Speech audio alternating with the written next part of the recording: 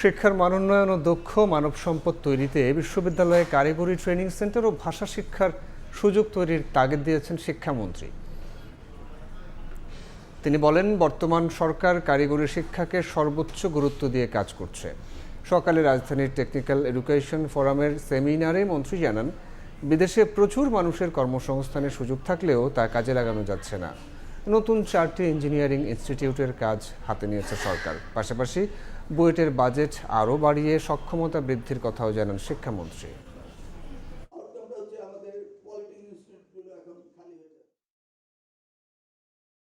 China huge opportunity রয়েছে, language জানি না, কাজ জানি না। জাপান বসে আছে টেকনিক্যাল এডুকেশনে নেওয়ার জন্য, আমরা তাদের ল্যাঙ্গুয়েজ দিতে পারি না, আমরা তাদের কাজ দিতে পারি না। So this is the huge opportunity. এই অপরচুনিটি নিয়ে আমাদের কাজ করতে হবে।